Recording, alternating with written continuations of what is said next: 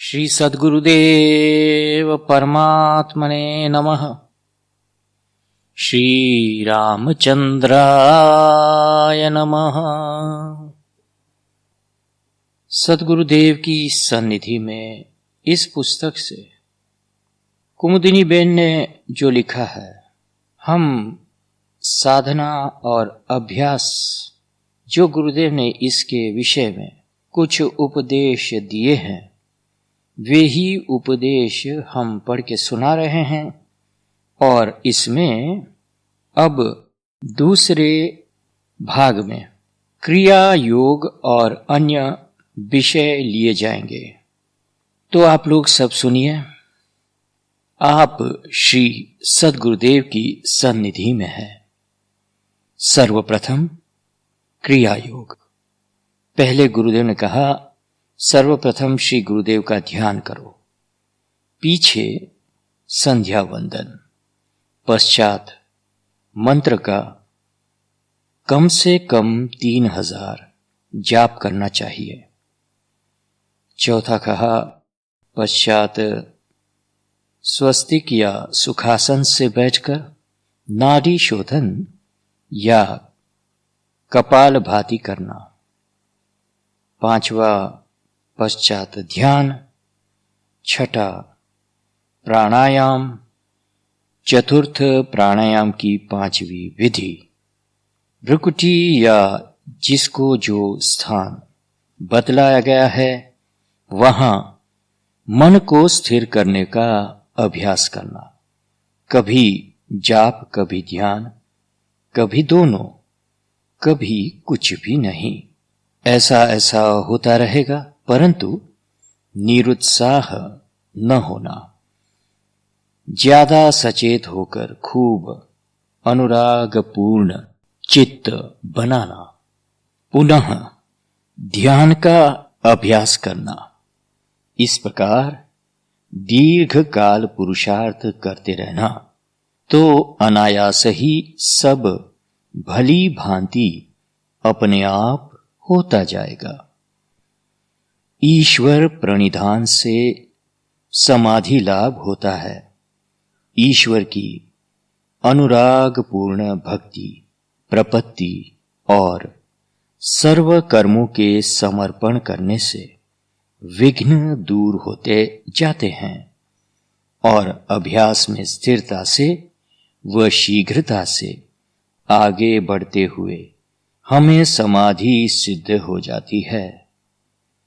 शरणागति की पुष्टि और परिपक्व स्थिर अवस्था के लिए यम नियम आदि का सतत अनुष्ठान अनिवार्य है। अब कपाल भाती नाड़ी शोधन, प्राणायाम और चतुर्थ प्राणायाम की 5वीं विधि कहता हूं। एकाग्रता से सुनोगे तो बराबर मालूम होगा, कारण कि तुम सब इनका अभ्यास कर ही रहे हो। जो मैं तुम सबसे दूर एकांत को चला गया तो इसका पूरा आधार तुम सबको मिलेगा, निश्चित मिलेगा। कहे अनुसार शरणागति पूर्वक वैराग्य और धैर्य के साथ जो कोई इसका अभ्यास करेगा उसे चौकस मिलेगा। करना चाहिए, बस इतना ही करके देखो, यही मैं कहता हूं।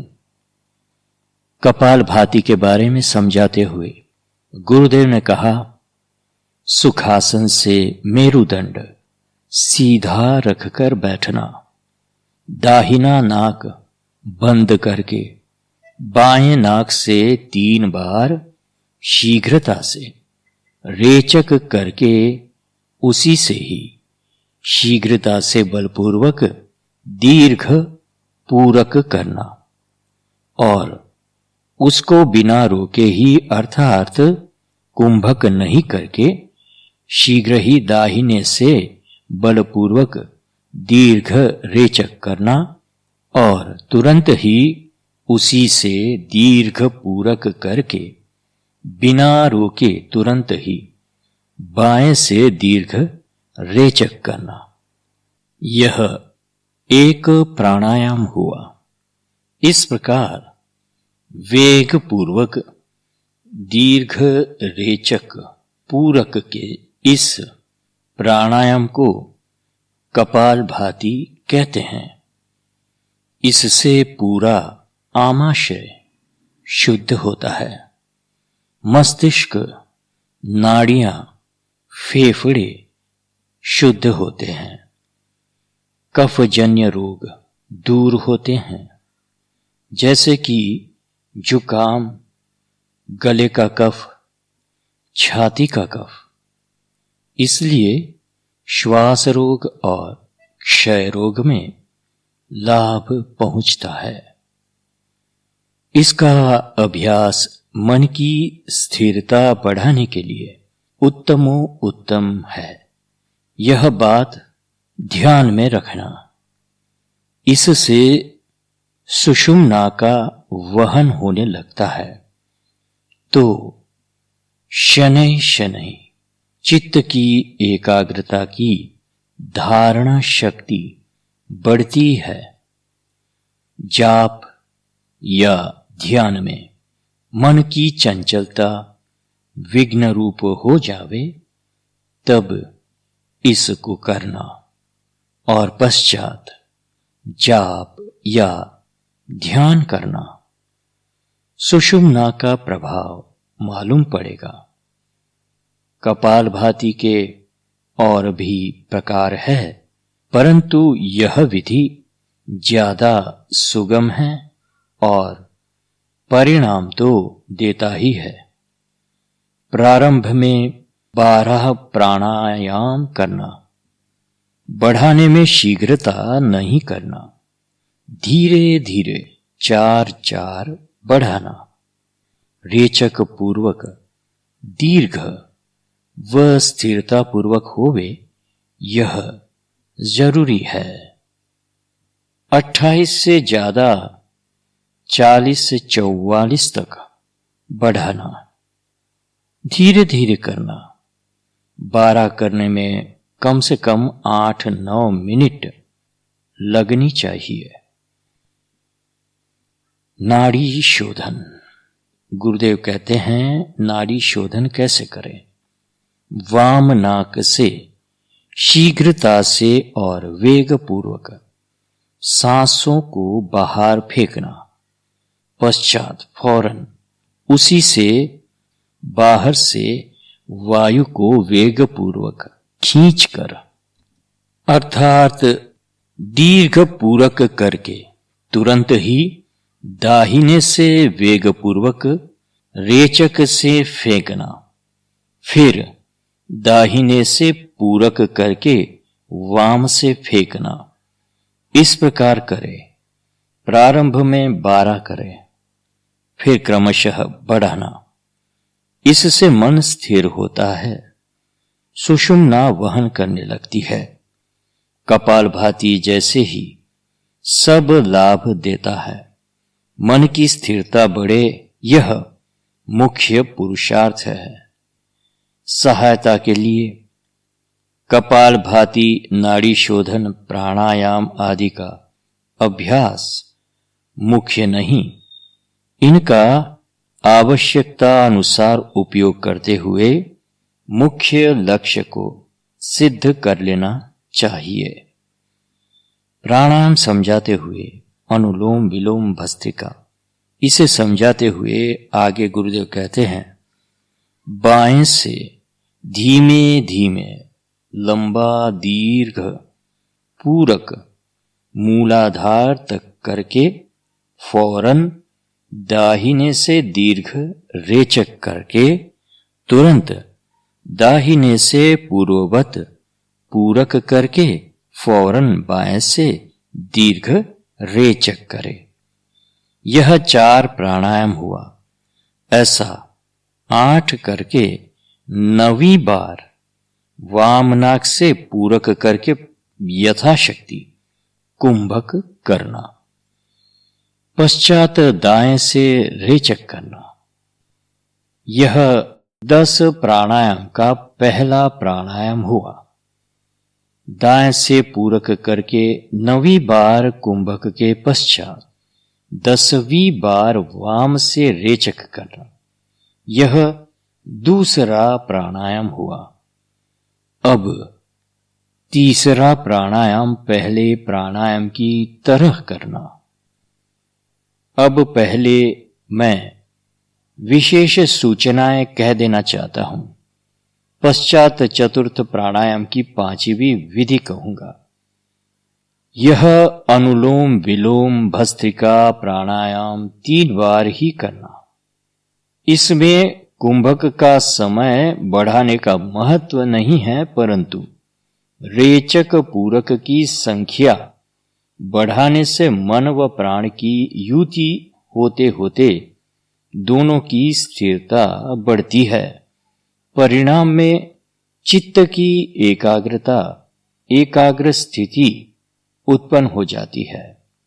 तीसरा कहा, सर्व ऋतुओं में इसका अभ्यास किया जा सकता है। इससे त्रिदोष के प्रकोप व रोग कमजोर हो जाते हैं, शरीर सुस्वस्थ रहता है, पाचन क्रिया सुचारू रूप से होती है। चौथी विशेष सूचना कहते हुए गुरुदेव कहते हैं, अभ्यास बढ़ाने की शीघ्रता कतई नहीं करना। खूब धैर्य से ही साधन में मन शांत रहता है, तभी साधन में स्थिरता, उत्साह और परिपक्वता शनैः शनैः आ जाते हैं, अनायास ही आ जाते हैं। इनके आने पर ही साधना सम्यक प्रकार से होती रहती है। 5वीं सूचना, इसका अभ्यास ध्यान के पहले करना। स्थिरता में बाधा होवे तब भी किया जा सकता है। मन की स्थिरता का एहसास तुम्हें स्वतः को मालूम पड़ेगा। अभ्यास की स्थिरता भी बढ़ जाएगी। पूरक, रेचक, कुंभक भी स्थिरता से दीर्घ और वेगपूर्वक होते जाएंगे। ऐसा अनुभव में आवे तब पूरक रेचक की संख्या में 4-4 बढ़ाते जाना। उसी के अनुकूल कुंभक का समय बढ़ाना। परंतु यह खास ध्यान में रखना कि पूरक से रेचक अधिक दीर्घ करना ही अभ्यास का हार्द है। इसलिए रेचक को दीर्घ करना है। इस बात को ख्याल में रखते हुए पूरक और कुंभक को उतना ही समय देना जिससे रेचक का दीर्घत्व अक्षुण्ण रहे। रेचक दीर्घ होने से सुषुम्ना दीर्घ चलेगी। धैर्य खोकर उतावली अर्थात जल्दबाजी करोगे तो अभ्यास में लाभ के बजाय हानि होती है। यह स्मृति सतत रखना। खूब शांत चित्त से मैं जरूर प्राप्त करूंगा, इस प्रकार दृढ़ विश्वास व उत्साह के साथ नित्य प्रति करना। साधकों को एक दूसरे के अभ्यास के बारे में जानने की चेष्टा नहीं करनी चाहिए। परस्पर में बतलाना नहीं चाहिए। जैसा बतलाया गया हो वैसा ही करना चाहिए। गुरुदेव की आज्ञा अनुसार ही करना चाहिए। गुरुदेव कभी 2-4 को या अधिक भी हो एक सा साधन क्रम देते हैं, तब भी अपना अपना अभ्यास व विकास गुप्त रखना चाहिए। गुरुदेव की वैसी आज्ञा हो तो ही बदलाना। 8वां कहते हैं, हर एक साधक का शरीर, मन व प्राण का बल अलग अलग स्तर का है। पूर्व व वर्तमान के संस्कारों के भी विभिन्न प्रकार व श्रेणी है। प्राणायाम के अभ्यास में केवल स्थूल क्रियाओं का ही विकास करते हुए जो प्राप्त होगा वह जड़ अनुभूति रूप होगा, आत्म अनुभूति रूप नहीं होगा। इसीलिए केवल हठ योग को मैं मानता नहीं। हठ, लय आदि के कुछ अंश सहित दैवी संपत्ति संपादन और मुख्यतः शरणागति प्रपत्ति को लेकर संशोधित किया हुआ और मेरी निज अनुभूति के ठोस रूप यह क्रिया योग की साधना को सर्वोत्तम मानता हूं और वही मैं आप लोगों से कह रहा हूं। क्रिया योग साधना की विभिन्न प्रक्रियाएं जो है सो समय आने पर आगे बतलाऊंगा।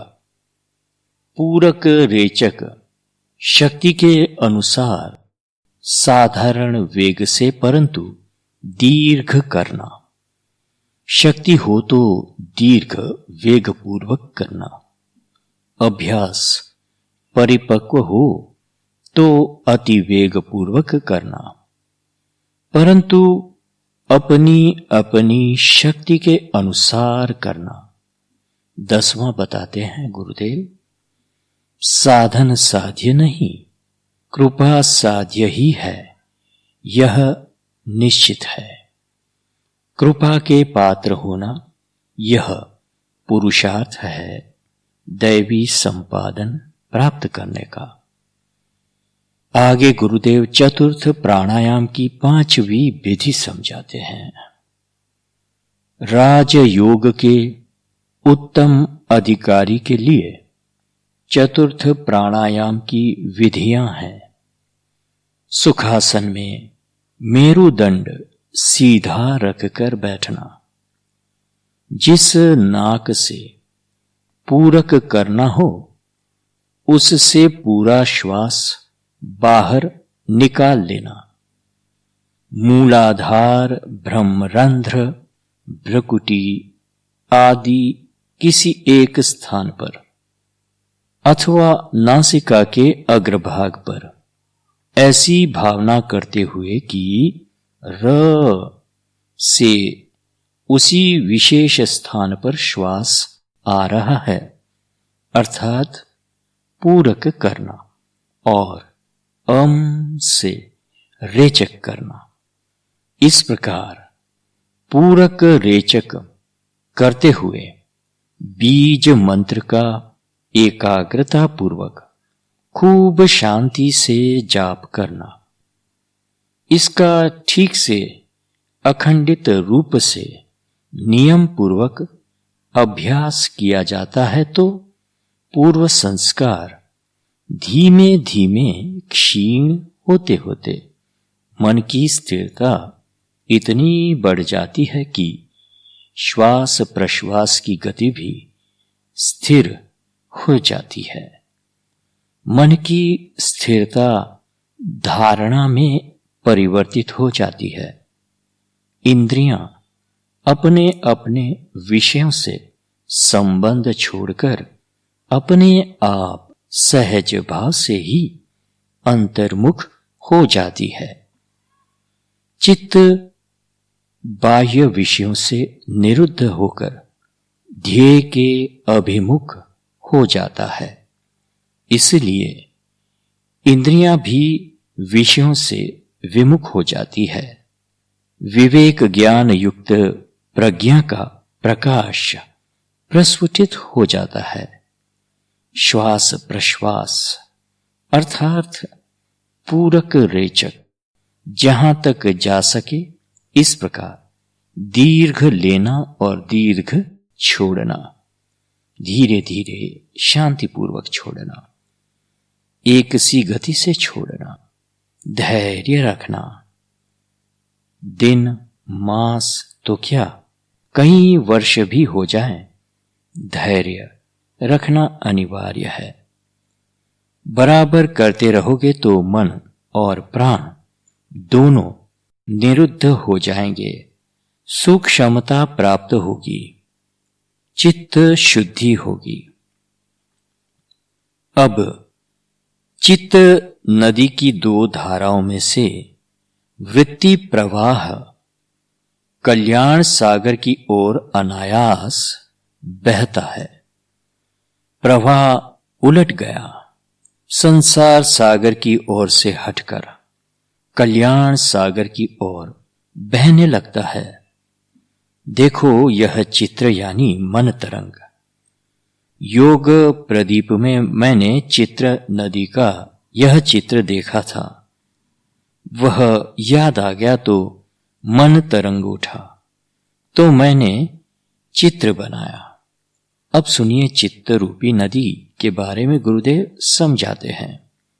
गुरुदेव कहते हैं, चित्त स्वच्छ होता है, निर्मल चित्त रूपी नदी है, उसमें वृत्तियां रूपी प्रवाह बहता ही रहता है। वह प्रवाह दो दिशा में जाता है, एक संसार सागर की ओर, दूसरा कल्याण सागर की ओर। संसार सागर नीचे होने से हमारी वृत्तियां वहां जल्दी जाती है, जबकि कल्याण सागर ऊपर है। अब ऊपर कल्याण सागर की ओर वृत्तियों का प्रवाह कैसे ले जाया जावे, किस प्रकार ले जा पाएंगे, यह सोचना चाहिए और करना भी चाहिए। सत्संग के द्वारा गुरुदेव की कृपा, शास्त्र के ज्ञान से जागृति, विवेक विचार की कृपा और भगवन नाम जाप, ध्यान प्रार्थना व ईश्वर प्रणिधान, शरणागति से ईश कृपा, इनका मजबूत बांध बांधना चाहिए। इससे पूर्व संस्कार और ऊपर खींचे आते हैं, दृढ़ होते हैं, पनपते हैं। सत्संग और शास्त्रों के संग से विवेक, वैराग्य आदि दृढ़ होते हैं। ये शुभ संस्कार ऊर्ध्व गति की ओर, कल्याण सागर की ओर जाएंगे।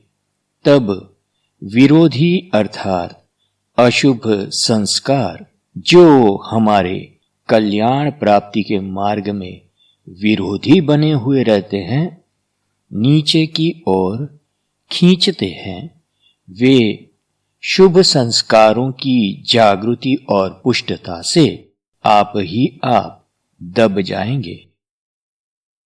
शुभ के सामने अशुभ शीतल पड़ जाता है। बस हमारी वृत्तियों में से नीचे की ओर ले जाने वाले संस्कारों को तोड़ना और ऊर्ध्व गति की ओर ले जाना ही हमारा कर्तव्य है, पुरुषार्थ है, जागृति है। अशुद्ध विचारों को शुद्ध विचारों में पलटा दो। यदा संहरते चायम कूर्मोऽङ्गानीव सर्वशः इन्द्रियाणीन्द्रियार्थेभ्य तस्य प्रज्ञा प्रतिष्ठिता। कहा है गीता में कि और कछुआ सब औरों से अपने अंगों को जैसे समेट लेता है, वैसे ही जब पुरुष इंद्रियों के विषयों से इंद्रियों को सब प्रकार से हटा लेता है, तब उसकी बुद्धि स्थिर होती है। कूर्मोऽङ्गानीव सर्वशः, गीता 2:58। इसमें साधन क्रिया है, ऐसे समझा है। इंद्रियों के द्वारा विषयों को ग्रहण न करने वाले पुरुषों को भी विषय तो निवृत्त हो जाते हैं, परंतु उनमें रहने वाली आसक्ति निवृत्त नहीं होती। इस स्थित प्रज्ञ पुरुष को तो आसक्ति भी परमात्मा का साक्षात्कार करके निवृत्त हो जाती है। निगृहीतानि सर्वशः गीता 2:59 में परिणाम दर्शाया है। जब इंद्रियों का संयम होता है तब बुद्धि स्थिर हो जाती है। ध्येय पूर्ति का मार्ग का निश्चय हो गया है तो उस पर निष्ठापूर्वक आरूढ़ हो ही जाना चाहिए। जीवन का प्रवाह है, इस जीवन के पश्चात भी जीवन है। तब विचारवान को विचार आ ही जाता है कि जीवन का प्रवाह किस लिए है, क्या हेतु है। इसका उत्तर मैं देता हूं कि इसलिए है कि क्रमशः उन्नत होते रहें, हम उत्क्रांति करें, ऊर्ध्वगामी बने, आत्मभाव को बढ़ाते हुए ज्यादा ज्यादा हम आत्मस्थ हो गए। स्थूल से बिलग होकर सूक्ष्म को पहचाने, जाने, देखें व प्राप्त करे।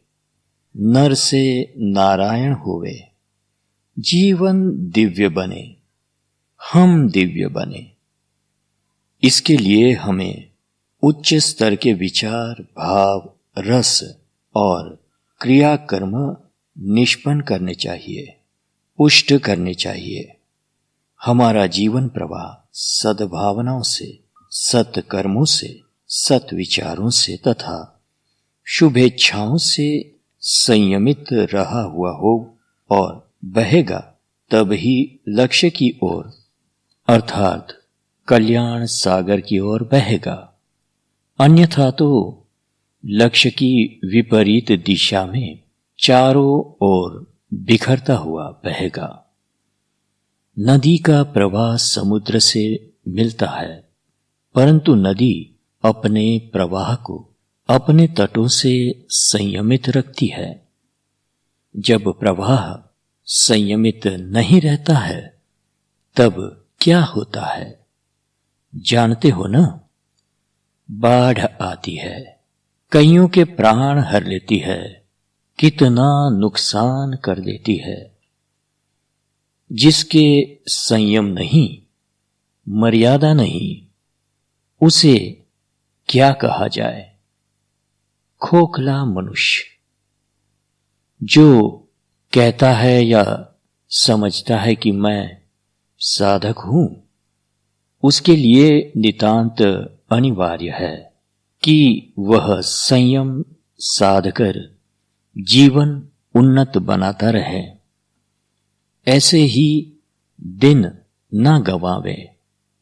भौतिक साधनों व उपभोगों से घिरकर कई प्रकार के स्वार्थ, मोह ममत्व के फंदों में फंसे हुए लोग अपने भीतर का खजाना भूल जाते हैं, दैवी संपत्ति को भूल जाते हैं। स्थूल धन संपत्ति, जमीन, मकान के पीछे जीवन पूरा कर जाते हैं। दिव्य जीवन में श्रेय युक्त प्रेय और प्रेय युक्त श्रेय होता है।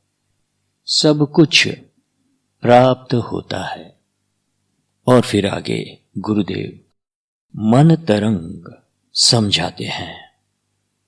गुरुदेव कहते हैं ईश्वर का साक्षात्कार अवश्य होता है, उसमें रंच भी शंका को अवकाश नहीं। भगवान कृपा साध्य है, साधन साध्य नहीं। जीव में उन्हें प्राप्त करने की सामर्थ्य नहीं। भगवत कृपा पात्र बनने का प्रयत्न करना, यही सच्चा पुरुषार्थ है। और वह है राग द्वेष आदि से सर्वथा मुक्त होना। अपने सबको इसका अवलंब लेकर भगवत कृपा प्राप्त करना चाहिए। यह अनुभव युक्त मार्ग है।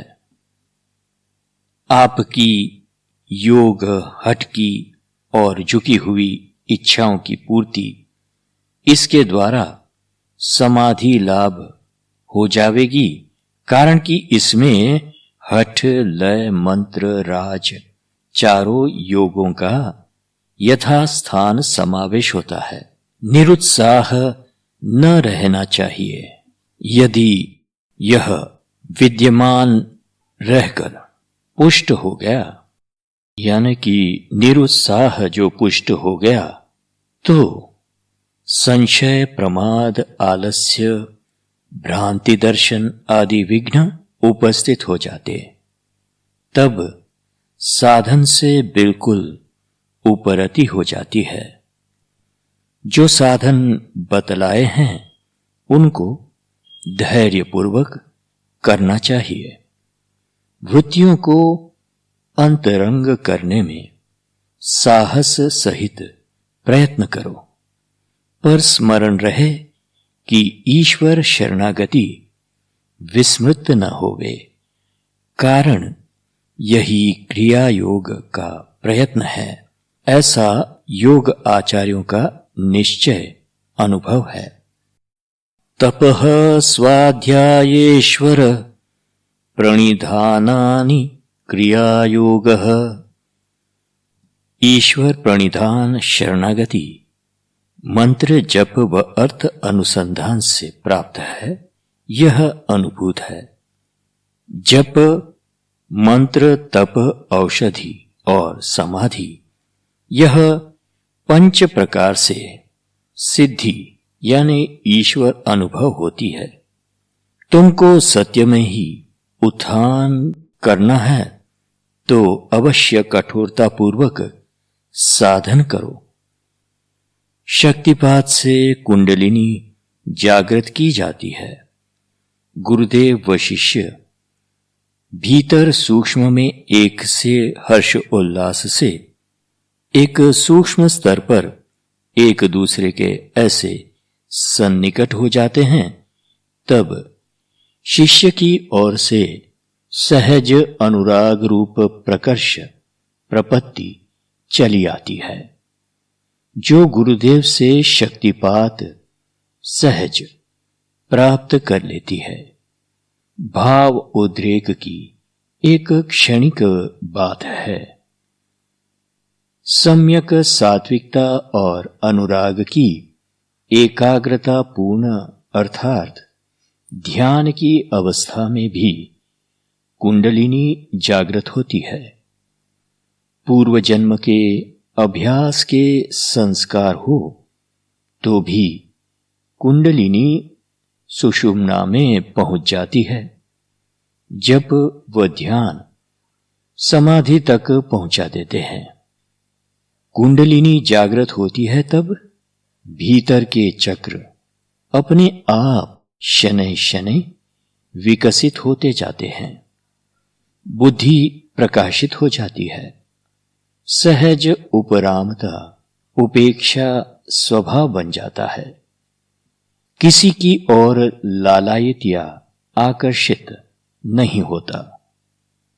काष्ठ मौन की नोट में से श्री गुरुदेव ने पढ़ते हुए कहा, स्वार्थी तृष्णाएं छोड़ो, भोगों की स्पृहा त्यागो, तो तुरंत प्रभु की प्रक्रिया स्पष्ट तुम्हारी समझ में आ जाएगी।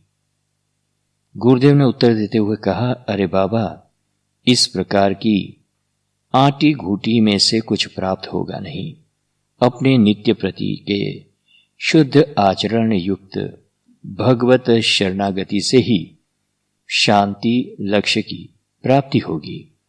और किसी को उत्तर देते हुए कहा, निर्मल मन राग द्वेष कामादि से रहित ही अनुभव प्राप्त करता है।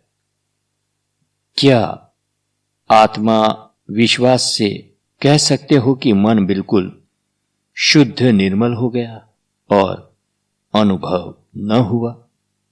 फिर उत्तर देते हुए कहा, वर्ष नहीं 1000 जन्म हो जावे, बिना मन शुद्धि के साक्षात्कार अशक्य है। फिर उत्तर देते हुए कहा, मन शुद्धि भगवत स्मरण से होती है, उनसे ही प्रार्थना करो। प्रार्थना में बल है कि मन अवश्य ही शुद्ध होता है।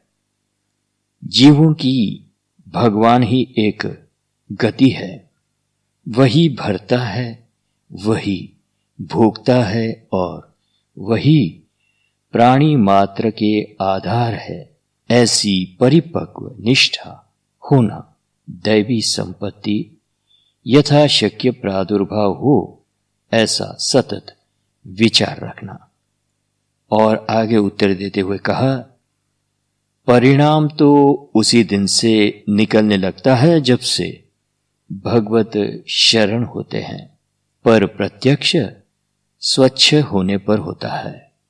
अब यहां पर आप लोगों ने जो विषय सुने वह थे क्रियायोग, फिर पुष्ट 49 पर, और बाद में नाड़ी शोधन प्राणायाम। इन बातों को पुष्ट 50 और 51 और 52 पर चतुर्थ प्राणायाम की 5वीं विधि यह भी सुना। फिर चित्त रूप नदी का वर्णन सुना आपने पुष्ट 52 पर, और बाद में आपने मन तरंग सुना पुष्ट 54 पर। अब आगे हम चेतावनी के पत्र सुनेंगे और बाद में यही साधना के कुछ निर्देश और किस तरह से सावधानी पूर्वक साधना करना, यह भी हम सुनेंगे आगे तीसरे भाग में। और उसी में गुरु मंत्र में कौन सा अमोघ बल होता है, कैसा होता है बल, यह सुनेंगे। फिर साधना में धैर्य जरूरी है, यह बात भी गुरुदेव हमें समझाएंगे आगे आगे। फिर राम माने अपना लक्ष्य, यह भी बतलाएंगे गुरुदेव हमें साधकों को आगे इस तरह से। और आगे अपने को तो इस महान दुर्गुणों से बचकर रहना है, और किन दुर्गुणों से बचकर रहना है यह गुरुदेव समझाएंगे। और इस तरह से हमारे साधकों को साधना की सारी बातें इन 3-4 भाग में आप लोग को यानी कि शिष्यों को और श्रोताओं को गुरुदेव समझाएंगे। तो आप लोग इसके लिए प्रतीक्षा करें अगले ऑडियो तक। तब तक के लिए श्री रामचंद्राय नमः, श्री सद्गुरुदेव परमात्मने नमः। हरि ओम तत्सत्, हरि ओम तत्सत्, हरि ओम तत्सत्। ओम शांति शांति शांति।